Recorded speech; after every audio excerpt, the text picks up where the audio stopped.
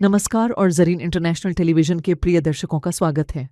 मैं तनवीर सिंह हूँ और मैं आपको इस घंटे की ताज़ा खबरें लाने के लिए यहाँ हूँ। यूक्रेन और रूस के बीच साल भर चल रही बातचीत के बीच कीव ने युद्ध शुरू होने के बाद से अपनी सबसे बड़ी हवाई हमला किया।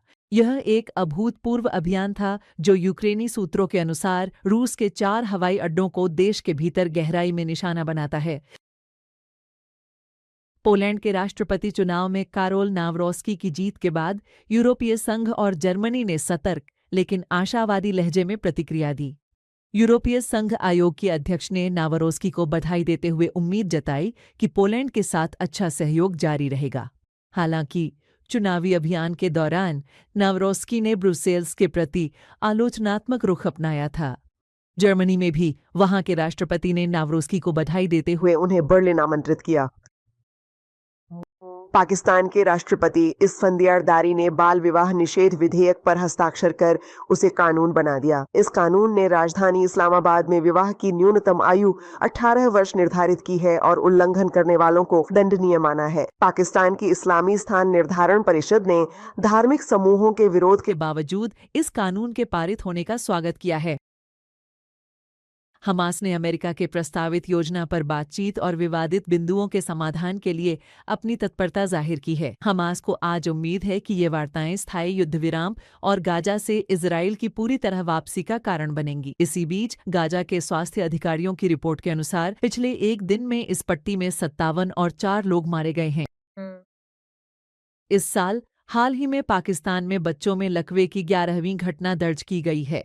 पाकिस्तान के स्वास्थ्य मंत्रालय के अनुसार स्वास्थ्य मंत्रालय ने सोमवार को पुष्टि की कि बच्चों में लकवे की यह नई घटना देश के उत्तरी क्षेत्र गिलगित बाल्टिस्तान में 23 महीने के एक छोटे बच्चे में सामने आई है।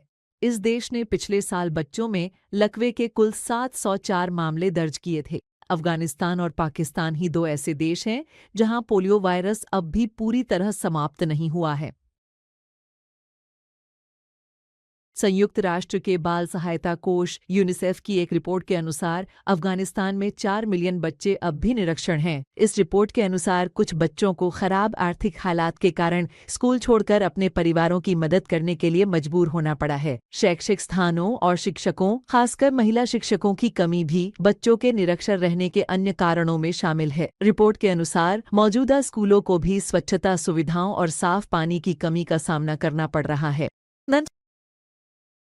अफगानिस्तान में गरीबी के बढ़ने के साथ बच्चे मजबूर हैं कि समय से पहले ही काम की दुनिया में कदम रखें और अपने परिवार की आजीविका चलाएं। इब्राहिम मोहम्मदी, जो काबुल का 11 वर्षीय बच्चा है, स्कूल में पढ़ाई के साथ साथ लोहारगिरी भी सीखता है ताकि अपने पिता का बोझ कुछ हल्का कर सके।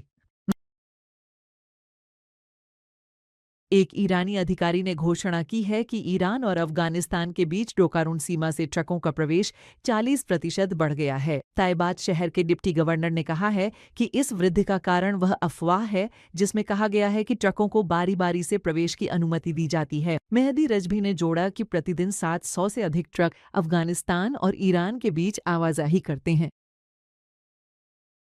पिछले एक साल में 2000 अफगान बाल श्रमिक और उनके परिवार ईरान से बाहर चले गए।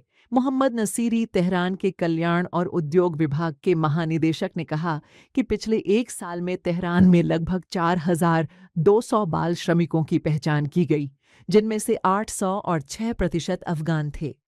पिछले साल तेहरान के मुख्य न्यायाधीश ने कहा था कि ईरान की राजधानी में प्रभावित बच्चों में से 800 और 2% अफगानिस्तान के हैं।